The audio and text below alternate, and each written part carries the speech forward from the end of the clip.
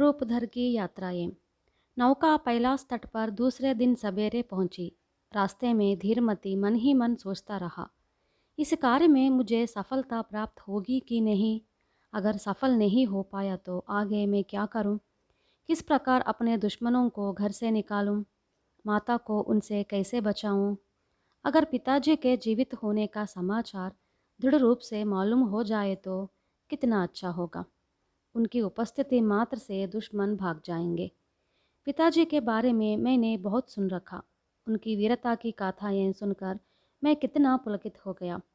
Greco की विजय में उनका बड़ा हाथ है। मेरे पिता होते तो हमें इन कष्टों का सामना न करना पड़ता। माताजी को ऐसी बुरी नज़र से देखने का साहस भी कोई नहीं कर पाता। ऐसे साहसी बाप का बेटा होकर भी मैं कुछ करने की स्थिति में नहीं हूँ।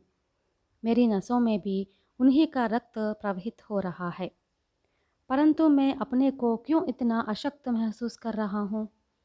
कितने ही वीरों के पुत्रों को मैंने देखा जो अपने पिता की ही तरह अपने हक के लिए लड़ रहे हैं। भविष्य में मैं भी अपने दुश्मनों से लड़ूंगा और कहलाऊंगा कि मैं भी अपने पिता का योग्य वारिस हूँ। शत्रु मेरी अच्छाई का नाजायज़ फ़ायदा उठा रहे हैं। अब समय आ गया है कि मैं भी उन दुष्टों का सामना करूं और उनका नाश कर दूं। यूं सोचते सोचते वह सो नहीं पाया। सवेरे उसने देखा कि समुद्र तट पर लोग वरुण देव को काले बैलों की बलि चढ़ा रहे हैं। वह 9 गुटों में लोग बटे हुए हैं। हर एक गुट में 500 लोग हैं। तट पर 9 चूल्हे जल रहे हैं। तरह तरह के पकवान पक रहे हैं। नाविकों ने पाल उतारा और नाव को बाहर ले आए। धीरमती के साथ आया वृद्ध सहन भी नीचे उतरा और दोनों पैदल चलने लगे। वे बड़े ही तीक्ष्णता से लोगों को देखते हुए आगे बढ़ने लगे। हम अब नवद्योत से मिलने वाले हैं। बिना किसी झिझक के उससे कह दो कि तुम यहाँ किस काम पर आए। अपने पिता के बारे में जानकारी प्राप्त करो। पूछना कि तुम्हारे पिता के बारे में उन्हें कोई समाचार मिला, वे जिंदा है या मर गए, मरे तो कब और कहाँ मरे। उसे सचमुच कुछ पता हो तो अवश्य बताएगा। वह सत्य छिपाने वालों में से नहीं है, वह सज्जन है। उससे तुम्हारा पूछना ही संगत होगा। सहन ने धीरमती से कहा, मैं तो लड़का हूँ, मुझे मालूम नहीं कि बड़ों से बातें कैसी की जाए, इसलिए मुझे डर लग रहा है। धीरमती ने अपनी अशक्तता व्यक्त की। सहन उसे धैर्य दिलाता हुआ उस शिविर में ले आया जहाँ नवद्योत अपने पुत्रों के साथ बैठा हुआ था। इन दोनों को आते हुए देखकर नवद्योत के पुत्रों ने आगे बढ़कर उनका स्वागत किया। फिर उन्हें नवद्योत के पास ही मुलायम चमड़े बिछाकर बिठाया और उनके लिए भोजन पदार्थ तथा अंगूर का रस ले आए। पेट भर खाने के बाद नवद्योत ने अतिथियों से पूछा, अब बताइए, आप कौन है? किस देश से समुद्र पार करके आ रहे हैं? किस काम पर यहाँ आना हुआ, या कहीं जाते जाते यहाँ रुक गए? धीरमती ने साहस बटोरकर उत्तर दिया, महाराज, हम इथाके के हैं, निजी काम पर आया हूँ। युद्ध क्षेत्र में ट्रायों के विरुद्ध आप ही के साथ साथ लड़े रूपधर के बारे में विवरण जानने यहाँ आया हूँ। वे मेरे पिता है। युद्ध में जिन्होंने भाग लिया उन सबके बारे में जानकारी प्राप्त हुई है, परंतु मेरे पिता के बारे में कोई समाचार मालूम नहीं हुआ। अगर आपको निश्चिंत रूप से मालूम हो कि वे मर चुके हैं तो बिना छिपाए सच बता दीजिए। आप सबने मिलकर युद्ध क्षेत्र में कितने ही कष्टों का सामना किया। मैंने आपके और मेरे पिताजी के मैत्री के बारे में सुना। आपने और मेरे पिताजी ने मिलकर युद्ध क्षेत्र में जो वीरोचित कार्य किए उनका भी विवरण मैं जानता हूँ, पर मैं नहीं जानता कि आप दोनों कब और कैसे अलग हो गए।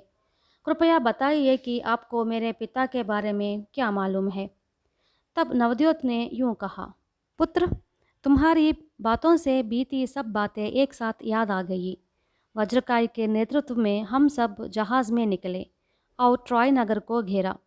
9 सालों तक हमने घोर युद्ध किया। हमारे योद्धाओं में से कितने ही योद्धाओं ने अपने प्राणों की आहुति दी। उन घटनाओं को बताने में बहुत समय लग जाएगा। उन 9 सालों में हमने बहुत कष्ट झेले। हम भी कई बार मरते मरते बच गए, किंतु भगवान की कृपा से हम बच गए। हमने विजय पाई पर इतना तो दावे के साथ बता सकता हूँ कि इस प्रयास में तुम्हारे पिता की टक्कर का कोई नहीं था। हम दोनों के बीच भिन्नता कभी नहीं आई। हम दोनों की विचार पद्धति एक समान होती थी। हमारी सलाहें भी सदा एक ही प्रकार की होती थी। जो होना था वो हो गया। जब हम लौट रहे थे तब हम में झगड़े शुरू हो गए। राराजा और प्रताप के बीच भिन्न भिन्न अभिप्रायों ने तीव्र रूप धारण किया। दोनों ने एक दूसरे को ललकारा। शेष योद्धा भी दो गुटों में बंट गए। उन दोनों भाइयों के पक्षों में अपनी अपनी इच्छा व सुविधा के अनुसार शामिल हो गए। दूसरे दिन आधी संख्या से ज़्यादा लोग प्रताप के साथ नावों में निकले। बाकी राराजा के साथ ही देवताओं के दर्शनार्थ ठहर गए। जैसे ही हम टोर्नेडोस पहुँचे, तुम्हारे पिता ने कहा कि मैं अलग चला जाऊंगा। उसके साथ साथ कुछ योद्धा भी चले गए। मैं देवमय और कुछ लोग सीधे घर चले आए। बात असल में यूँ हुई, बेटे, बाकी के बारे में मुझे कुछ नहीं मालूम। सुना है कि वज्रकाय का पुत्र नवयोद्ध अपने अनुचरों के साथ सक्षम पहुंच गया।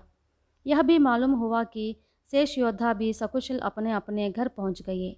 राराजा स्वदेश पहुंचा। अजबल ने राराजा की पत्नी को अपने पक्ष कर लिया और षड्यंत्र रचकर उसकी हत्या कर दी। यह तो तुमने सुना ही होगा। राराजा का बेटा साहसी व योग्य है। मौका पाकर उसने अजबल को मार डाला और अपने पिता की हत्या का बदला लिया। धीरमती ने नवद्योत से कहा, वह बड़ा भाग्यवान है। मुझे मालूम नहीं कि मैं उसकी तरह कब भाग्यवान बन पाऊंगा। मेरे घर में कुछ बदमाश आसन जमाए बैठे हैं और हम पर अत्याचार करते जा रहे हैं। हमारे घर को खोखला कर रहे हैं। जानता नहीं मैं उन्हें भगा पाऊंगा या नहीं। मेरे बदले की ज्वाला बुझ पाएगी कि नहीं।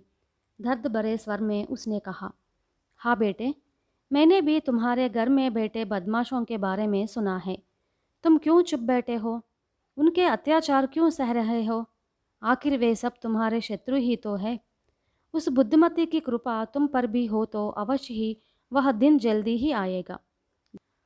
बातों बातों में शाम ढल गई। धीरमती लौटने निकल पड़ा, पर नवद्योत ने उसे जाने नहीं दिया। कहा, रात को रूपधर का बेटा नौका में सोए? कभी नहीं। क्या मेरा अपना घर नहीं? बिछौने नहीं है क्या? वह धीरमती को अपने घर ले गया।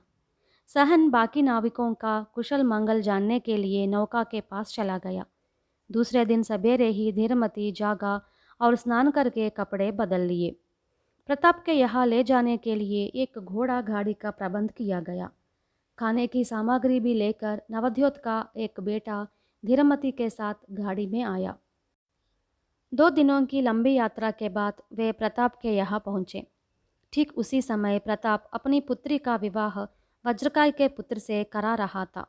उस विवाह में भाग लेने आसपास के प्रदेशों से बहुत से लोग आए। एक विशाल मैदान में दावत दी जा रही थी। विनोद का भी आयोजन हुआ था। इतने में प्रताप का एक अंगरक्षक आया और कहा, महाराज, 2 युवक गाड़ी से उतरे। उन्हें अंदर बुलाऊं या कहीं जाने को कहूं? प्रताप ने नाराज़ होते हुए कहा, मुझे मालूम नहीं था कि तुम इतने बड़े मूर्ख हो। हम जब जब पराये देश गए तब हमने वहाँ के अपरिचित लोगों का आतिथ्य पाया। तुरंत जाओ और दोनों युवकों को यहाँ ले आओ। थोड़ी देर बाद धीरमती और नवद्योत का बेटा दोनों आए। वहाँ का माहौल देखकर उन्हें बड़ा आश्चर्य हुआ। लग रहा था कि वहाँ सूर्य और चंद्र दोनों प्रकाशवान है। नौकर उन्हें बुला ले गया, स्नान कराया और कपड़े पहनवाए। भोजन करने प्रताप के बगल में ही दोनों को बिठाया। प्रताप ने कहा, बेटो, तुम दोनों देखने में राजकुमार लग रहे हो। पहले भोजन कर लो, बाद जानूंगा कि तुम कौन हो और कहाँ से आए हो। भोजन समाप्त होने के बाद धीरमती ने अपने साथी के कानों में कहा, देखा, यहाँ कितनी चांदी और कितना सोना है। प्रताप ने उसकी बातें सुन ली। उसने कहा, पुत्रों, कई देशों में घूमकर यहाँ संपत्ति कमाई है, किंतु ट्रॉय के युद्ध में मेरे कितने ही अनुचरों की जाने गई। अगर वे जीवित होते तो इस संपदा के ना होते हुए भी मैं सुखी रह पाता। कभी कभी उनकी याद में आंसू बहाता रहता हूँ, लेकिन मेरे आंसू बहते हैं। सबसे अधिक रूपधर के लिए। कभी कभी तो जब उसकी याद आती है मैं सो भी नहीं पाता। जब मेरे ही यह हालत है तो पता नहीं बेचारे उसके पिता, उसकी पत्नी और उसके पुत्र पर क्या गुजरता होगा। कितनी बेचैनी से वे उसका इंतज़ार करते होंगे। वे उसके लिए कितना तड़पते होंगे। प्रताप ने चिंतित होते हुए कहा। इन बातों को सुनते ही धीरमती का दुख उमड़ पड़ा। जब वह आंखें पोंछ रहा था तब भुवनसुंदरी वहां आई। धीरमती को देखते ही उसने कहा, मालूम नहीं यह युवक कौन है, परंतु देखने में हूबहू रूपधर की ही तरह है। धीरमती को गौर से देखते हुए प्रताप ने कहा, हाँ, तुमने ठीक कहा। नवद्योत के बेटे ने प्रताप से कहा, महाराज, आपका शक सच है। यह रूपधर का बेटा ही है। रूपधर के न होने की वजह से इसका घर उजड़ सा गया। यह बड़ी ही आफत में फंसा हुआ है। आप शायद उचित सलाह दे पाएंगे। इस आशा से मेरे पिताश्री नवद्योत ने इसे आपके पास भेजा है। कितनी विचित्र बात है कि रूपधर का बेटा मेरा घर आए। प्रताप ने कहा और रूपधर के बारे में कई बातें कही। अपने शरीर पर घावों के निशाने लगाकर रूपधर का ग्रीक शिविर से भागे हुए एक गुलाम का रूप धारण करना और नगर में प्रवेश करना आदि बीती बातें बताते हुए भुवनसुंदरी ने कहा कि उस वेश में भी मैं उसे पहचान पाई। जब वे सब लोग काठ के घोड़े के अंदर ट्रायों पर आक्रमण करने तैयार बैठे थे, तब उसका वहां आना और उसका हर एक का नाम लेकर पुकारना तथा अंदर बैठे हुए योद्धा जब बाहर आने को उतावले हो रहे थे, तब रूपधर का उन्हें रोकना आदि बीती घटनाएं भुवनसुंदरी और प्रताप ने बड़े ही रोचक ढंग से बताई। सब कुछ सुनने के बाद धीरमती ने कहा, महाराज, मैं अपने पिता के बारे में जानने के लिए ही आपके पास आया हूँ। आपको जो मालूम है बिना छुपाए बताइएगा। जो कुछ भी मुझे मालूम है बताऊंगा। मैं इजिप्ट देश में फंस गया था। समुद्रों पर घूमते रहने वाले एक बूढ़े से मेरी मुलाकात हुई। उसने अनेकों आदमियों के बारे में बताते हुए मुझसे कहा कि रूपधर ने अपने सब अनुचरों को खो दिया। अब वह किसी द्वीप में बंदी बनकर सम्मोहनी के चंगुल में फंसा हुआ है।